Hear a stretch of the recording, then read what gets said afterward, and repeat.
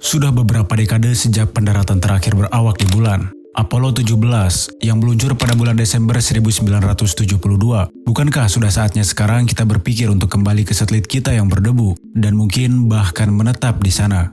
NASA telah berjanji mengenai hal ini. Mereka sedang bersiap untuk mengirim kembali astronot ke bulan. Mungkin pada tahun 2025, ini semua akan terjadi melalui program bernama Artemis. Ini juga akan melibatkan wanita pertama yang pernah menjelajahi permukaan bulan. Sekarang kamu mungkin bertanya, mengapa kita belum pernah melakukan hal ini? Salah satu mantan administrator NASA mengatakan sesuatu yang menarik terkait masalah ini. Ini bukan karena masalah ilmu pengetahuan atau teknologi. Masalahnya ada pada proyek-proyek potensial yang memakan waktu terlalu lama dan juga terlalu mahal.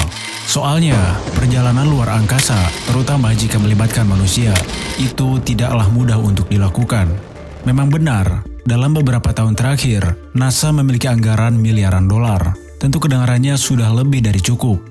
Ya, tapi tidak jika kamu memeriksa agenda mereka. Karena NASA harus mempertimbangkan segalanya, mulai dari teleskop dan proyek roket raksasa hingga misi yang juga menargetkan matahari, Jupiter, Mars, dan seterusnya. Jika kamu melihat seperti ini, NASA harus lebih pandai dalam mengelola anggaran untuk mencapai tujuan tersebut. Namun, ini bukan hanya karena masalah keuangan. Bulan sendiri cukup bermasalah. Hal ini menimbulkan potensi berbahaya yang tidak bisa dianggap remeh. Pertama, permukaannya dipenuhi kawah dan batu besar yang tidak mudah untuk pesawat angkasa mendarat. Lalu, ada debu di bulan, atau dengan nama ilmiahnya disebut regolith. Itu tercipta selama bertahun-tahun akibat tumbukan meteorit. Ini sangat keras dan melekat pada segalanya. Ini berpotensi merusak pakaian antariksa, kendaraan, dan sistem dengan cukup cepat. Selain itu, berurusan dengan lingkungan bulan juga bukanlah sesuatu yang mudah. Bulan tidak memiliki atmosfer pelindung. Artinya, selama 2 minggu berturut-turut, permukaan bulan dihadapkan pada sinar matahari yang terik. Periode itu diikuti oleh 2 minggu kegelapan total. Semua perubahan ini menciptakan suhu ekstrim yang tidak biasa kita alami. Tapi jangan khawatir, masih ada solusinya. NASA sedang mengerjakan proyek pakaian antariksa dan kendaraan yang tahan terhadap debu dan sinar matahari. Mereka bahkan mengembangkan sistem yang dapat memasok listrik di kala di bulan sedang malam. Yang lebih menarik dari sistem ini yaitu juga bisa berguna di Mars. Begitu kita sampai di sana. NASA juga perlu menarik orang-orang yang sangat pintar untuk proyek-proyeknya. Coba bayangkan, usia rata-rata orang yang bekerja untuk pengendali misi Apollo 13 baru berusia 26 tahun. Dan orang-orang ini telah menjadi bagian dari banyak misi pada saat itu. Artinya, mereka sudah memiliki banyak pengalaman sejak usia sangat muda.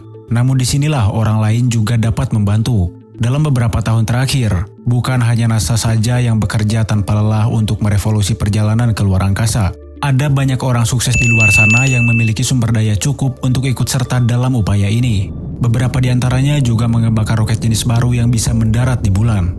Secara total, NASA telah mendaratkan 12 orang di satelit. Ini jelas merupakan salah satu momen paling mengagumkan dalam sejarahnya. Dan para astronotnya melakukan hal-hal luar biasa di sana. Seperti mereka membawa kembali batu, mengambil foto, melakukan eksperimen sains, dan bahkan meninggalkan bendera. Ini semua adalah momen penting dalam misi Apollo. Namun hal tersebut tidak dimaksudkan untuk menciptakan tempat yang aman bagi manusia di bulan. Para ilmuwan telah mempunyai gagasan tentang stasiun luar angkasa di bulan sejak lama. Secara logika, bagaimanapun ini hanya perjalanan 3 hari dari bumi.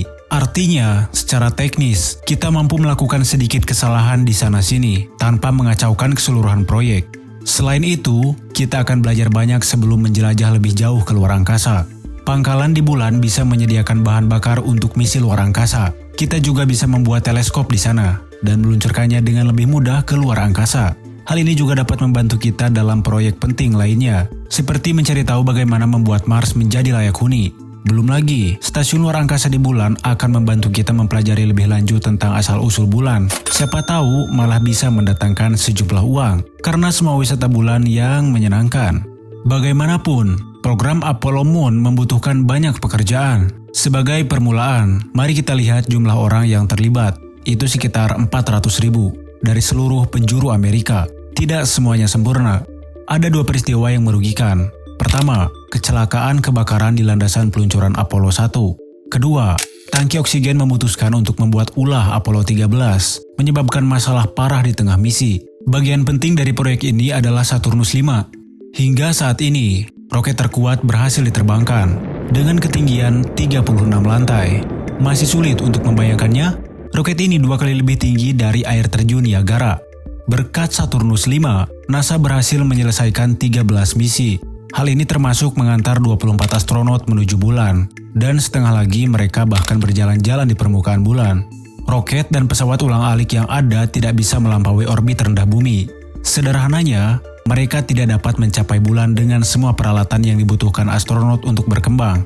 Kendaraan luar angkasa saat ini tidak mampu membawa muatan tersebut, setidaknya sejak misi Apollo terjadi. Terlepas dari itu, kita telah membuat banyak kemajuan di bumi dan siap mengirim astronot ke satelit dengan segera. Disinilah proyek Artemis berperan. Ini adalah program yang diawasi oleh NASA, dan untuk memastikan semuanya berjalan baik, NASA sebelumnya meluncurkan roket Orion, sebuah pesawat ruang angkasa tanpa awak, untuk mengorbit bulan dan kembali ke bumi. Ya, anggap saja sebagai uji coba otomatis. Sebelum mengirim orang lagi ke sana, kita perlu memastikan semua perangkat berfungsi dengan baik. Suatu saat nanti, Orion akan menjadi kendaraan yang membawa astronot ke bulan. Ini memiliki sistem pembatalan peluncuran untuk menjaga keselamatan astronot jika terjadi sesuatu yang buruk selama peluncuran. Ia juga memiliki modul layanan yang memberi bahan bakar dan menggerakkan Orion serta menjaga astronot tetap hidup dengan air, oksigen, listrik, dan pengatur suhu. Semua proyek masa depan ini membuat orang bertanya-tanya, seperti apa kehidupan di bulan nantinya? Kita hanya dapat menggunakan imajinasi kita untuk saat ini. Ada yang bilang kita akan tinggal di rumah yang mirip dengan dongeng, seperti lubang hobbit yang nyaman. Tinggal di bawah tanah di bulan mungkin merupakan suatu keharusan. Hal ini disebabkan oleh suhu yang sangat panas dan kekurangan oksigen. Jika ditambah ancaman meteorit dan radiasi yang tiada henti, maka tidak heran kita tidak bisa berjalan begitu saja di permukaannya. Lalu bagaimana dengan transportasi? Perusahaan besar dan kecil sama-sama berusaha menciptakan perjalanan ke bulan yang ideal. Jika perkiraan kita saat ini berlaku, satu jenis taksi bulan akan lepas landas segera setelah 2024. Berbeda dengan roket yang kita miliki saat ini, taksi luar angkasa ini tidak harus menghadapi kondisi sulit saat memasuki kembali atmosfer bumi. Akan lebih mudah bagi mereka untuk melakukan beberapa perjalanan pulang dan pergi. Untuk mendukung kehidupan kita di bulan, kita memerlukan area khusus agar taksi luar angkasa dapat lepas landas dan mendarat dengan aman. Anggap saja sebagai landasan pendaratan di permukaan bulan yang kokoh dan datar, dan dilindungi oleh dinding untuk melindungi dari debu bulan.